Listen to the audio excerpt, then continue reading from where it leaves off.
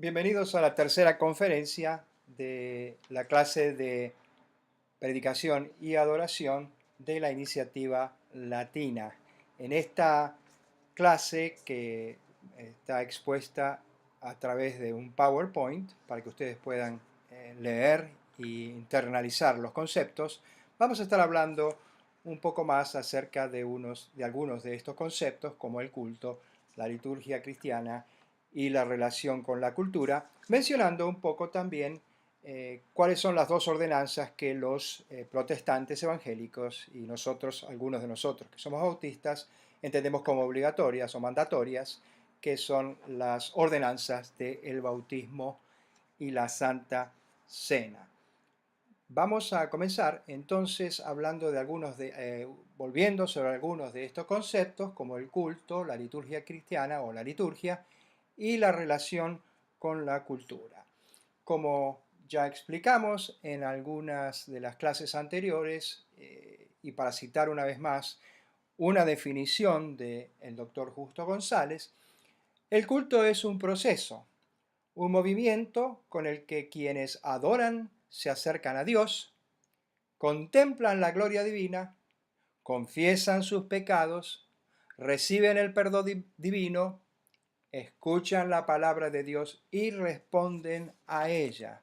Esta es una definición bastante inclusiva que incluye una serie de elementos que creo que todos nosotros reconocemos como muy importantes en el culto cristiano. Hay otra palabra que en algunos de nuestros contextos no se usa demasiado, pero la palabra es muy útil para entender qué es el culto y qué es el servicio de adoración y cuáles son las prácticas que debemos o podemos incluir en nuestra adoración. Liturgia, como término, como se ha usado, proviene del griego leiturgia, que significa simplemente servicio, trabajo u obra del pueblo.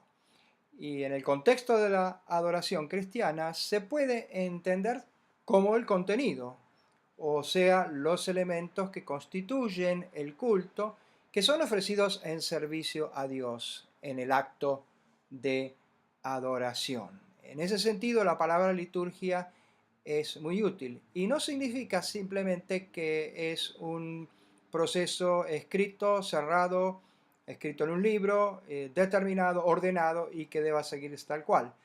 Al contrario, la creatividad en la adoración y en el desarrollo del culto, en la preparación del culto, abren la oportunidad de ser creativos a todos aquellos que trabajan en traer elementos al culto de adoración y constituir una liturgia.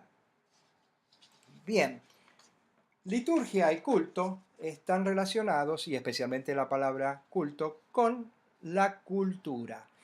Ahora, ¿qué es lo que entendemos por cultura? Que es un término bastante complejo en las ciencias de la antropología, antropología cultural o sociología. Bien, una noción descriptiva de cultura, o sea, una descripción de lo que es la cultura, abarca entender la comprensión de lo que es el desarrollo humano en sí mismo y del mundo externo por el ser humano que lo desarrolla con su actividad. En otras palabras, la cultura es todo lo que el ser humano ha hecho con el medio ambiente para sobrevivir, para poder vivir mejor y que tiene que ver con la construcción de casas en primer lugar, luego de grandes edificios y una serie de elementos que el ser humano va creando para vivir mejor. Y hay algunos elementos que son clásicos dentro de la cultura que podemos ver a continuación. Es el trabajo, que empieza con el cultivo, es el conocimiento que permite del mundo que nos rodea, que nos permite desarrollar nuevas técnicas, el uso de técnicas para, digo una vez más, para sobrevivir, para vivir mejor, para desarrollar la vida, para desarrollar la vida humana, Y otros elementos también como el arte, el conocimiento de la historia, la geografía, la lengua, símbolos, costumbres, normas que provienen de las prácticas de una cultura en particular, después de algún tiempo de estar, digamos, la cultura desarrollándose en un contexto, y estos símbolos, costumbres y normas se transforman en aquellas cosas que los seres humanos abrazan como de su propia cultura. Hay modelos aprendidos dentro de la cultura, y la religión es un elemento muy importante en la cultura. También se puede decir que la cultura nos da una identidad. Por eso es que todos los que reconocemos a la cultura hispanoamericana, latina, nos identificamos, tenemos esta identidad y nos diferencia de otras culturas.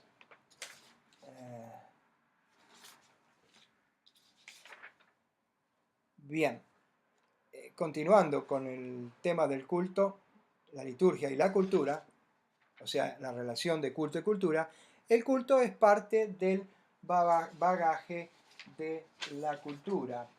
Y es muy importante entender esto porque todo lo que se dice y se hace está enmarcado dentro de una cultura. La adoración, la misión, la teología son eminentemente contextuales, es decir, pueden estar en diálogo con otras culturas, con otras experiencias y formas de vivir la fe cristiana, pero en realidad Dios nos salva y Dios nos da elementos para hacer nuestra misión, nuestro servicio, y para entender a Dios mismo a través de nuestro entendimiento de la fe, o sea, la teología, dentro de nuestros marcos culturales. Por ello decimos también que la adoración está enmarcada en una cultura confesional y eclesial en particular. Es decir, pertenecemos a una tradición denominacional, a la que llamamos confesional en este caso, y eclesial de la Iglesia, que se desarrolla en un contexto en particular y que refleja una cultura, pero al mismo tiempo crea su propia cultura. Es decir, en el caso de los bautistas y en el caso de los bautistas americanos, podríamos decir que hay una cultura nuestra propia que refleja cómo hacemos las cosas. Las prácticas y elementos del culto, obviamente, entonces, están sujetas a variaciones culturales. Bien, entramos en otro tema ahora, siempre hablando del culto, y la relación entre culto y sacramento. Y la palabra sacramento la usamos para distinguir aquellos elementos que se entienden deben estar dentro del culto o dentro de la liturgia cristiana cuando corresponde que estén. Y reconocemos dos, aunque en nuestros contextos evangélicos y bautistas los llamamos ordenanzas, y en la próxima vista voy a hablar un poco de por qué preferimos llamarlos ordenanzas, pero en este momento quiero destacar, quiero ahondar en qué significa un sacramento. Porque ustedes habrán escuchado o habrán usado o escuchan que esta palabra se usa para referirse a las ordenanzas y para algunos elementos más que se consideran como parte de la liturgia cristiana y que deben de estar en el culto cristiano. El término sacramento fue usado y es usado aún todavía frecuentemente para traducir el término griego mysterion, que en español podríamos decir misterio, algo que está escondido, oculto y que es secreto. Los teólogos cristianos usaron esta palabra para referirse no solamente a los aspectos litúrgicos o a las celebraciones, sino para referirse a ideas o doctrinas que no son entendibles, que están más allá de la comprensión humana. Por eso es que muchas veces cuando no se entiende algo, alguna de las revelaciones escriturales, teológicas, no se entienden, se suele decir esto es misterio. Lo que un sacramento hace, y para aquellos que usan la palabra, establece una relación entre lo divino y trascendente y lo humano o material. En otras palabras, en el caso de las ordenanzas, los elementos materiales, en el caso de la Santa Cena, como el vino o la copa, nosotros muchas veces usamos jugo de uva, y el pan, son elementos materiales que en el acto de la comunión o de la Santa Cena establecen una relación entre el ser humano y el Señor. Un sacramento, podría decirse, y esta es la traducción de lo que dice este autor, esta autora, Joan M. Pearce, un sacramento comunica y hace real en una forma incompleta la presencia de Dios en Cristo a través de la Iglesia. Es decir, establece esta relación de la que estamos hablando entre lo divino y lo humano. La comunicación que ocurre entonces es lo que se podría llamar la mediación de la gracia de Dios, que se realiza por medio de signos o símbolos. Repito, una vez más, para citar las dos ordenanzas, y en este caso como ejemplo uso el bautismo media la gracia de Dios, si se puede usar esta expresión, por medio de sumergirnos en el agua para simbolizar la muerte al pecado y el nuevo nacimiento en Cristo. Y comunica, de alguna manera, simboliza la gracia de Dios. Un sacramento, podríamos decir también, funciona como una actividad simbólica real por medio de la cual participa en una forma dinámica de la realidad que significa. ¿Qué quiere decir esto? Bueno, que de alguna manera el pan y la copa en la Santa Cena y el acto de tomar de estos elementos es una actividad simbólica, pero que es real y que de alguna manera participa en una forma dinámica de la realidad a la que apunta. En este caso, el sacrificio de nuestro Señor Jesucristo por medio del cual somos salvos. Quiere decir que lo sagrado, que es la experiencia con Cristo, es mediado a través del mundo material. El Dios que es trascendente, que está más allá, también está presente en la realidad humana. Claro, hay que tener un poco de cuidado en cómo se maneja esta cuestión de la transmisión de la gracia o la mediación de la gracia de Dios a través de elementos materiales. Y vamos a ver por qué. Porque la pregunta es, ¿por qué llamamos sacramento o por qué no llamamos sacramento a la Santa Cena y el bautismo y la llamamos ordenanza? Bueno, es que el teólogo San Agustín de Hipona, obispo de Hipona, en norte de África, en el siglo IV, que vivió, y uno de los primeros teólogos cristianos, entendió que el sacramento era un símbolo que es algo externo, que simboliza o representa una experiencia interna en el ser humano que encuentra a Dios por la fe. Es decir, el símbolo es externo, no es el símbolo el que produce la experiencia, sino que representa la experiencia. Lo que sucede es que en el siglo XIII, en la Edad Media, aparece Tomás de Aquino, todavía quizás el teólogo principal de la Iglesia Católica y a través de los siglos, quien entendió que el sacramento es un medio de gracia y que en sí mismo provee gracia divina. De ahí que la gracia de Dios es comunicada directamente a través de los elementos después de que son consagrados. Es decir, cuando el sacerdote consagra el pan y consagra la copa para la comunión o la Santa Cena, la gracia de Dios se transmite por los elementos en sí mismos. Y esto definitivamente es algo que muchos de nosotros entendemos que hay que tomarlo con mucho cuidado. ¿Por qué?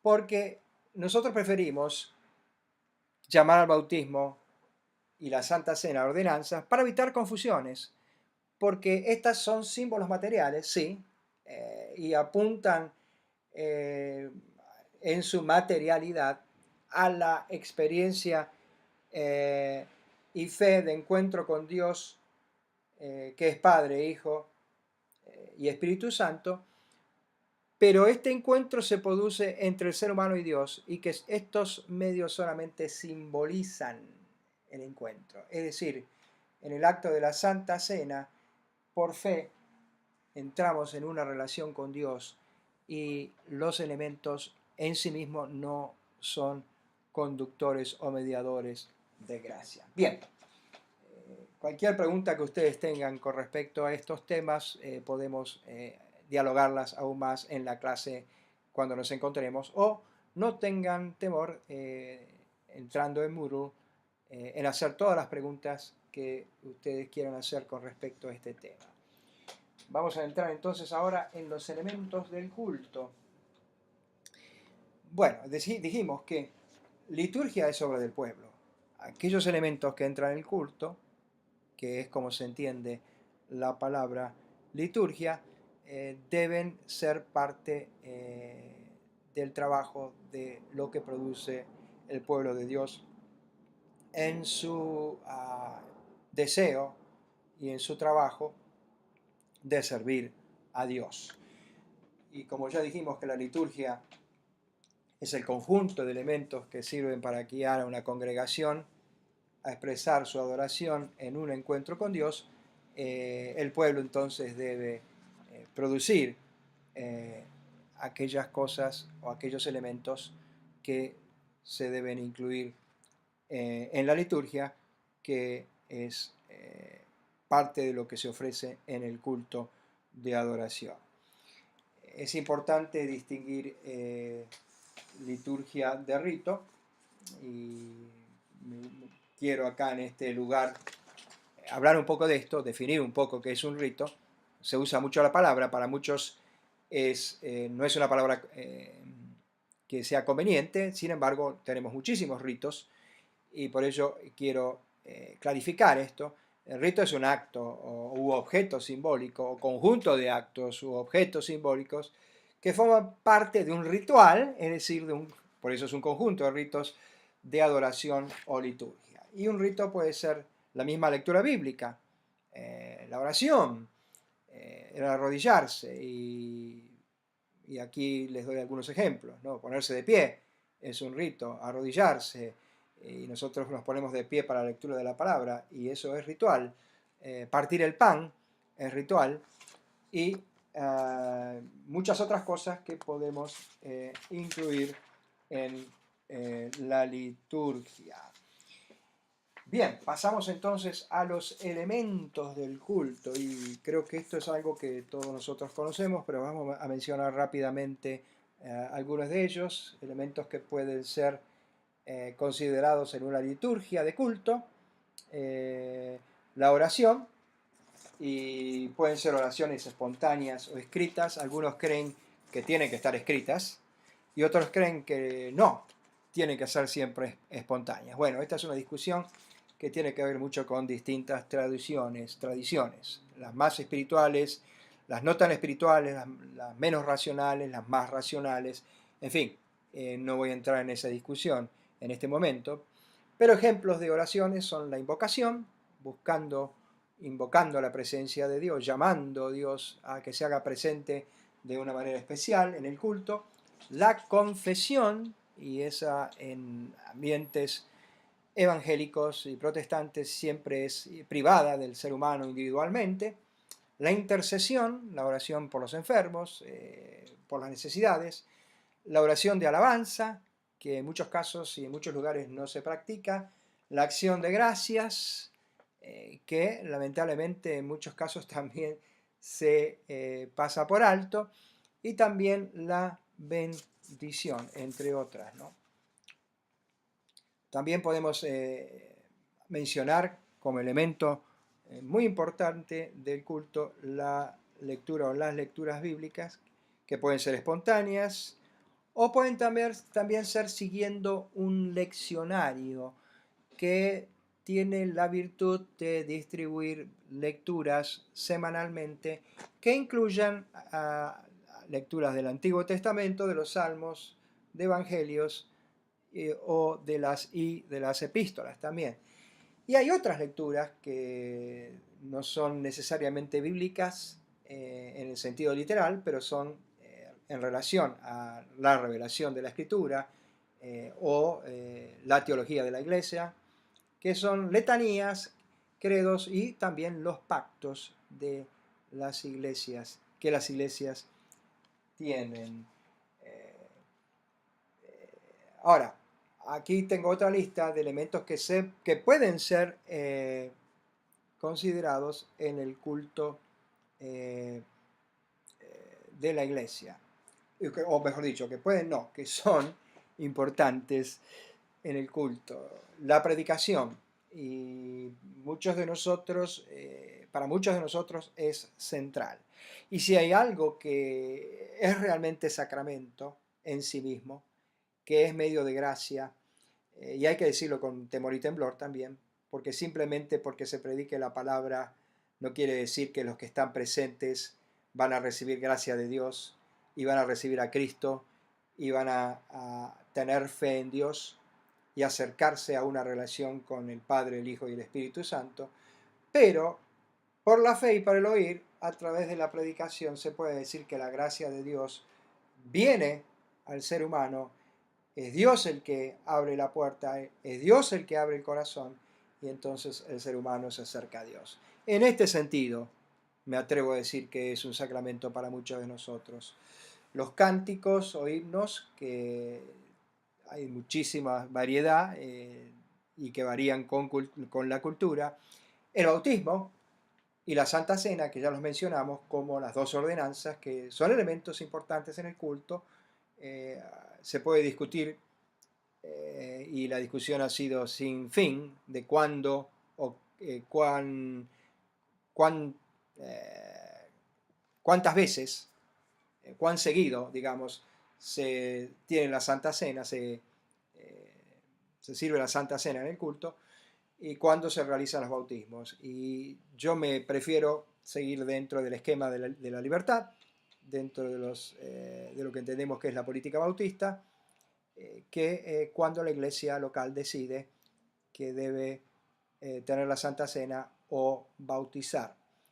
En el caso de la Santa Cena, en muchos lugares se practica una vez al mes. Y el bautismo, bueno, en el caso de la iglesia donde nosotros servimos, en cuanto hay candidatos y han pasado ya por las clases de bautismo, sus bautismos serán incluidos en el culto dominical. La ofrenda y los anuncios son muy importantes también como elementos del culto.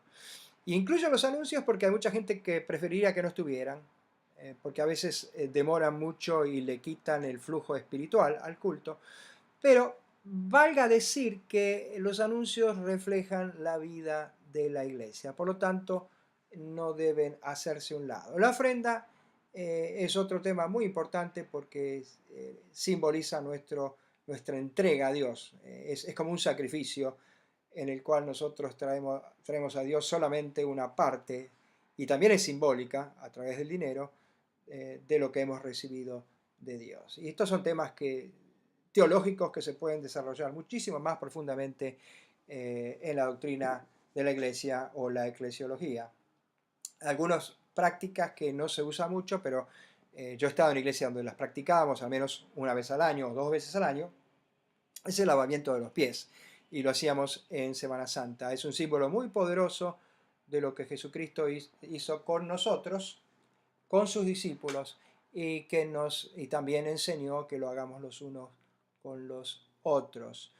Colectas, que son cuando se recogen ofrendas para necesidades especiales, como en muchos contextos el primer domingo del mes se recoge una ofrenda también aparte de los diezmos, que es para llenar las necesidades de aquellos menos afortunados o los pobres que están en medio nuestro y que son parte de la iglesia.